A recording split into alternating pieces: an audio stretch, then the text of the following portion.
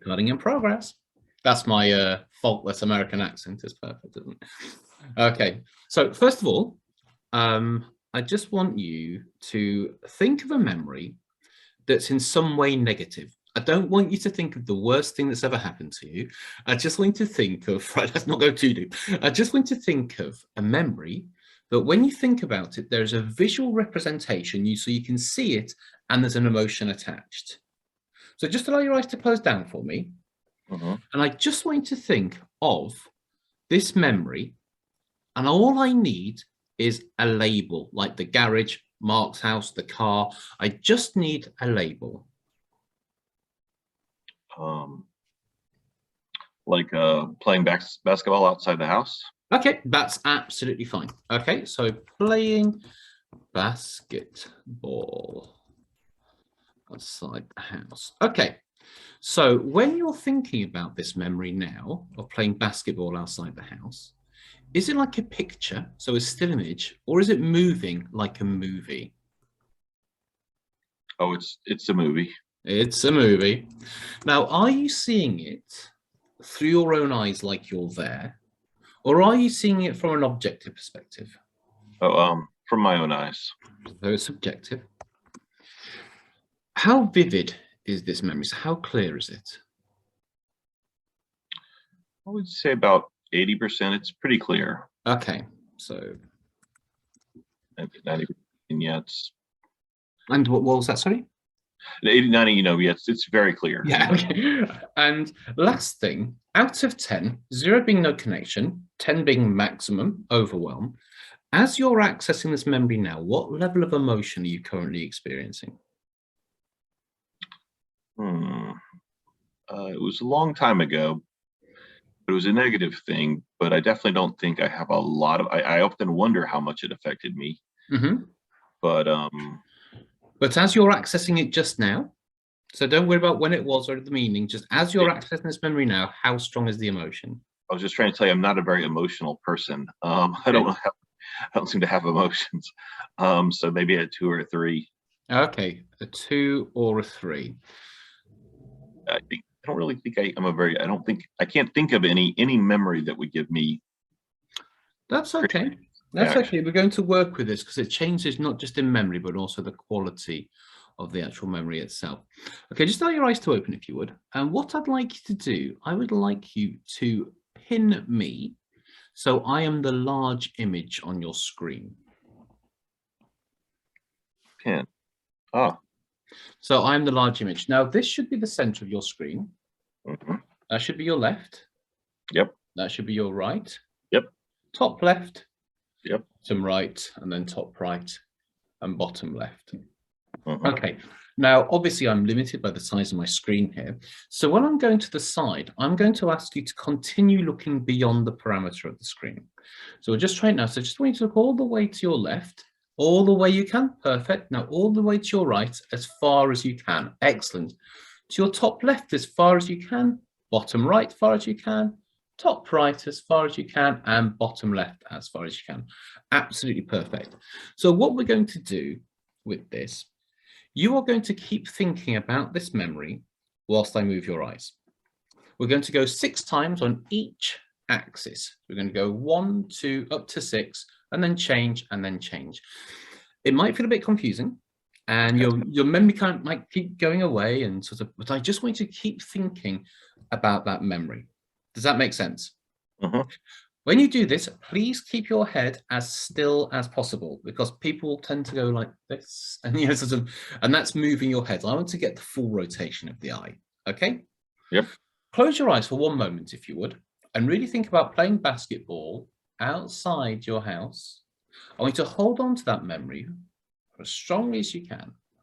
And as you're holding on to that memory, just allow your eyes to open. And think about that memory. Look all the way to your left as far as you can, and all the way to your right. That's it. All the way to your left, and all the way to your right. That's it. All the way to your left, all the way to your right, all the way to your left, all the way to your right, up to the top left, and down to your bottom right. Keep thinking about playing basketball. Top left, bottom right, top left, bottom right. Keep thinking about playing basketball outside. That's it, top left. Bottom right, to the side. Now up to your top right, down to your bottom left. Keep thinking about playing basketball, top right, bottom left, top right, bottom left, top right, bottom left, and just hold it right there. Just hold it right in the middle.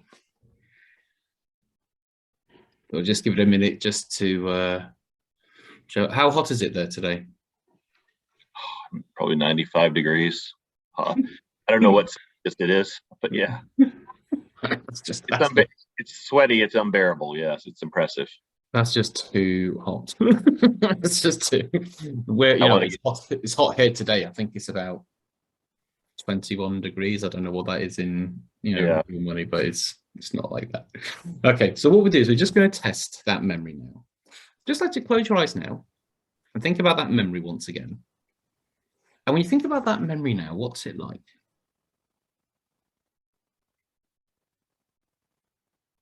It's a little like further away or fainter. So it feels further away and fainter, or something. Yeah, like it's not quite as brilliant. I mean, I'd said 80% before, but now it's almost like 60%. It's really up. Trying to like push it to the forward I'm trying to kind of push it to the memory, but it's not happening. You just carry on trying for a little while, see what happens. You might find the more you try to bring it back, the further away it seems to go. And that's not an embedded command or anything. That's just what happens. Don't worry. It's funny. I thought I was like, No. It's just doing this on purpose. That happens. It's not. And the more you think about it, the further. No, it's not. Yeah. The harder you try to let go of the car, the more you realize you can't let go of the car. There is no do, only try. Try and you do. Okay. Now it was a movie. Is it still a movie when you think about this memory now? Well, it's funny because as we were doing the thing, I found it kind of too hard to think about the whole kind of like the movie running. I was focusing on one picture. Yes. Of the scene. Yeah. And it's kind of funny because that picture of the scene is all I can remember now, but like it's also it's further away, or it's not as accessible. Yeah, it's weird, isn't it? Yeah. Okay, so it's gone to like a picture. Yeah. I know you're trying to find it. It seems further away. Yeah. Now, it was pretty clear. Yeah. And you will find the thing is that the brain is continuing to work as we're speaking. So basically, IEMT is about getting things around the apex. It's not an outcome. We're not trying to get to zero or anything. We're just starting the brain working, really. So it seems further away and it's less clear. Now, how strong would you say the emotion now is when you think about that memory? Yeah, and I don't mean further away in distance from me. I mean further away in my mind. Yeah. Like I can't bring it to the forefront like I did originally. And emotional, again, because I can't quite access it, for lack of a better term. Yeah. Because I can't access it as well, I can't really say that there's emotion as there wasn't much emotion attached to begin with, but there's even less now because again I can't properly access it. I know it's confusing and weird.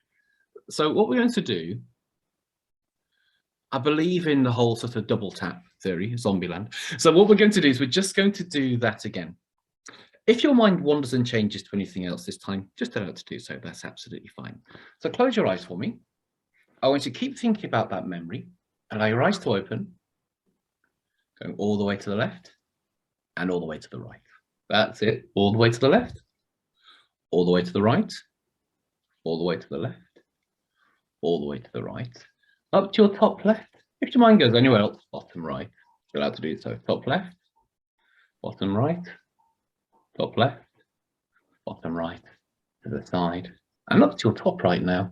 That's it. Down to your bottom left, top right, bottom left, top right, and just hold it right there. How old are your kids? I have 12-year-old twin girls. 12-year-old twins? Yes. Wow. So you've got one 24-year-old. Basically. Perfect. Twins. Wow. Okay. Right. Does it run in your family as well? No, not at all. In fact, when the doctor said both heartbeats are healthy, my wife had gasped. Everyone else seemed to understand. I just assumed he meant my wife's heart. Yeah, yeah. Babies. And I was just standing there like, yeah. And everybody's like shocked and like gasping.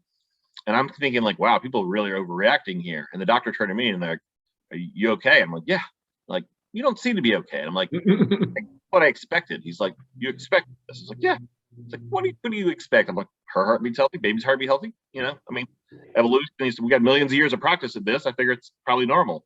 And the doctor was like, I'm going to need you to sit down, sir. He's like, sit down and lean your head back. He's like, you're having twins. I was like, that's impossible. I can't possibly, you know, I was just like, I just couldn't. I was like, what are you talking about? Because I mean, I was terrified of having one baby, all the responsibilities. I remember at one time I even mumbled, I said, we're going to need a bigger boat. I just thought about that scene from Jaws. It's like, we're going to need a bigger boat. It was this overwhelming feeling of this terror that was about to happen. To become imminent in my life. Yeah. Oh, just get rid of that. Sorry. Twins. Close your eyes, man. And I'm a joker. And so when I texted my family, I said, hey, how did it go? And so I wrote one word. I sent out to my whole family. And my sister still has the text where she wrote like, ha ha, no, really. How did it go? Because everyone assumed I was kidding. And they're two daughters, are they? Yeah, yes, twin girls. Wow. And are they identical? No, I mean they were, and most people still can't tell them apart. But I don't think they really are. I think they're just very close. I think they might be mirror twins or something. Wow, yeah. They're total opposites, and all they do is fight. And I got one who's super defiant, one who's super passive, and I try not to get them to compete. I try to get them to like enjoy like chess together and doing things, but they define each other in opposition. So if one gets good at something, the other one says, I hate that activity and I won't do it. And so instead of like driving them to soccer, I drive one to soccer and one to volleyball and one to like one kind of martial art, another to jujitsu martial art. And like, so I don't just drive one place, I drive, 7 places, 8 places. And this is why you need to work on the driving anxiety. Yeah, okay. more than you know. Close your eyes for me. I want you to think about that playing basketball outside your house memory, if you can still get it. And what's that like? It's gonna sound odd, but trust me, it won't. It's almost like the picture is missing the main person. Yeah. Or the picture is missing. It's missing like all the elements. Like, I mean, I can kind of see a little bit of the driveway and a little bit of the bushes and stuff that was important, but at the moment, and this is very odd, there's just not the main character who is my dad. He's not in the picture anymore. And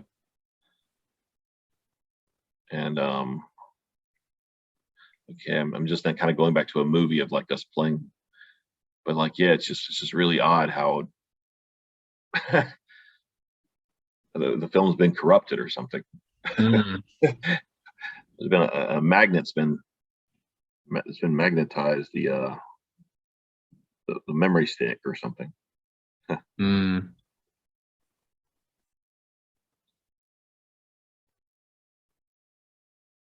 hold on. I think I got a little bit back, but not much.